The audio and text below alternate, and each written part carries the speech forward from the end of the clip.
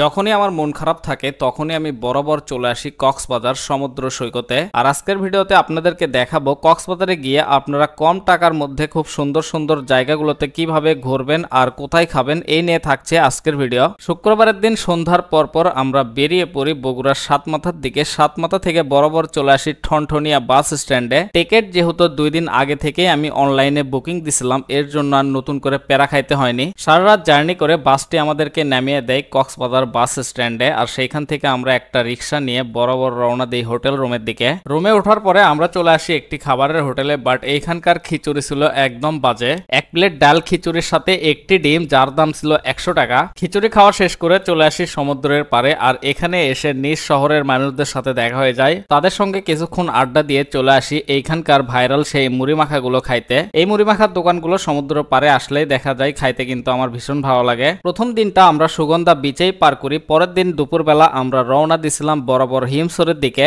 হিমছড়ি যাইতে আমরা প্রথমেই চলে আসি ডলফিন মোড়ে। এইখানে আপনারা লাইনের অটো পাবেন। লাইনের অটোতে আপনারা যেতে পারবেন মাত্র 40 টাকায়। আর যদি অটো রিজার্ভে যাইতে চান তাহলে আপনাদেরকে প্রায় 350 থেকে 400 টাকা খরচ করতে হবে। ডলফিনের মোড় থেকে হিমছড়ির দূরত্ব মাত্র 8 কিলোমিটার। এক পাশে পাহাড়, এক পাশে সমুদ্র দেখতে দেখতে আমরা চলে আসি হিমছড়িতে। হিমছড়িতে রয়েছে পর্যটকদের কেনাকাটার জন্য বিভিন্ন ধরনের দোকান। হিমছড়ির ভিতরে কি আছে সেটা দেখার জন্য আমরা চলে আসি বরাবর টিকিট কাউন্টারে। টিকিটের মূল্য ছিল জনপ্রতি 40 টাকা। টিকিট নিয়ে আমরা এবার ভিতরে প্রবেশ করা শুরু করলাম। ভিতরে প্রবেশ করতে দেখতে পেলাম একটি পাহাড়ের রাস্তা চলে গেছে আর একটি চলে গেছে ঝর্ণার রাস্তা। তো প্রথমে আমরা গেছিলাম ঝর্ণার রাস্তার দিকে। হিমছড়িতে এবার নিয়ে আমার 2 বার আসা হলো। আমি 2018 সালে একবার আসছিলাম। ঝর্ণা দেখা শেষ করে এবারে আমরা যাব হিমছড়ি পাহাড়ের উপরে। বাট এইখানে আমরা দেখতে পেলাম বেশ কয়েকটা ফলের দোকান। এই ফলগুলো দেখতেও যেমন সুন্দর, খেতেও কিন্তু ছিল অনেক অনেক মজা। ফল খাওয়া শেষ করে এবারে আমাদের পালা পাহাড়ে ওঠা। একদম লম্বা সিঁড়ি দিয়ে অনেক দূর উঠতে হবে। তবে যাদের হার্টের প্রবলেম ও